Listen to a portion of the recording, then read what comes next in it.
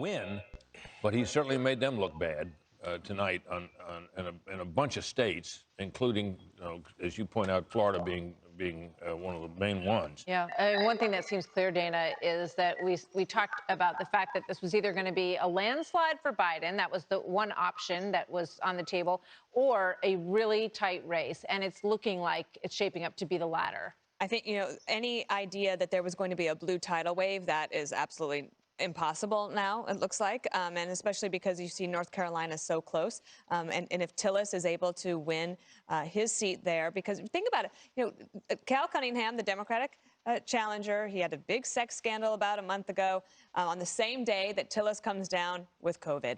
And what happened? Tillis stepped on the gas in order to campaign. Cunningham really kind of went silent. He didn't want to answer questions or anything. And so it's almost like he sat on that lead and he watched it fade. And to the point about New Hampshire, I have really thought that Trump would be able to win New Hampshire, given that he'd only lost it by 2,700 votes. And there was so much enthusiasm up there for him. But think about what the campaign manager, Bill Stepien, did for President Trump.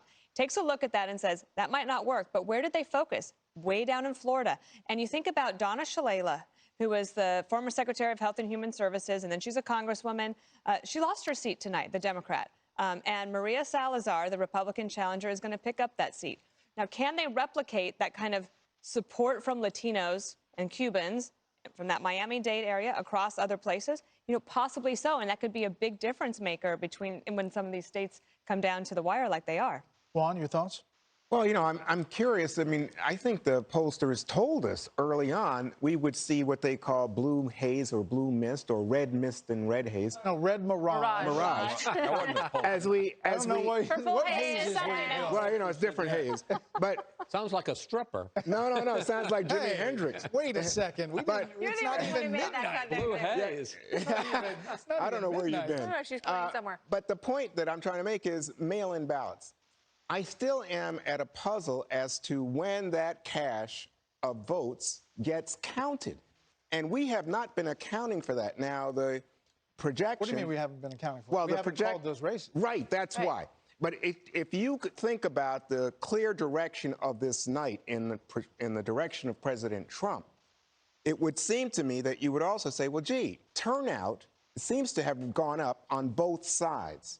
And the president's strategy was to have big vote tonight, election night, for him. And we may be seeing some of that reflected. The question is then, where are those mail-in ballots? Did they exist if, in fact, turnout is up, as we believe, on both the Republican and Democratic side? Right, and I still think that there is a question in some of these states about the absentee ballots that have not come back. Yeah. And we're talking about tens of thousands of them, and the difference in the vote is less than that. Correct, and that's why it's this night, to me, feels like that, Chris, that purple haze. All right, we're moving on. But I just feel we're moving on. I feel like I'm not sure what's going on, but I do think that clearly President Trump's doing much better than I would have anticipated. All right, Chris, let's keep it PG-13. What do you got? I think this night is totally up for grabs still. I agree that the early, easy Biden victory is off the board, but that was one of three scenarios. The other scenario was a narrow Biden win and a narrow Trump win, and those both are still absolutely open. And, while it sure looks like Biden is going to lose Florida, the fact that the Fox News decision team hasn't called Florida yet says to me, maybe it's a small margin, but there's still up for grabs. The fact that North Carolina is too close to call, that Georgia is, because of irregularities. We haven't really gotten anything firm on Pennsylvania or Michigan or Wisconsin or Arizona. Basically, if it were a tennis match, I'm now going to switch from each side is holding serve. And they're winning the states they were expected to win, and the states that were up for grabs are still up for grabs. I think the story of this night has really not been told yet. Yeah, which is exactly what we were told from the very beginning, to sort of go slowly and be patient and wait for these waves. This is an unprecedented situation to have 100 million early votes that need to be counted. They're paper, they've got to be opened up and all of that. Just with regard to Georgia, Fulton County is now going to stop counting at 10:30 p.m. and will resume their count at tomorrow morning. So don't expect, So that's Pennsylvania and Georgia, That's Georgia that we're and not going to get any answer yeah, on tonight. no Philadelphia count, no Fulton County count until tomorrow. So those are huge chunks of votes in both of those states. So we got North Carolina, Ohio, Pennsylvania, Iowa all seem to be toss-ups still at this hour, correct? Yeah, that's right. Right. Absolutely. And we still haven't called Florida, right? We have not. But, you know, somebody on this Getting a little desk lonely. called Florida and they had to take it back 20 years ago. I can't imagine who that was.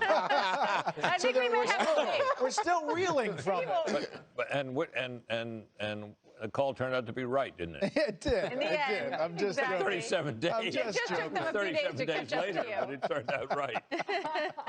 It was right all wrong. All right, 4 more states closing at the polls in coming minutes. We'll have some info, new info on the other side of the break. And as Democrats hold on to their majority in the House, Republicans are looking to hold their majority in the Senate. We're going to take a look at where some of those hotly contested races, very interesting night for these Senate races, that is next.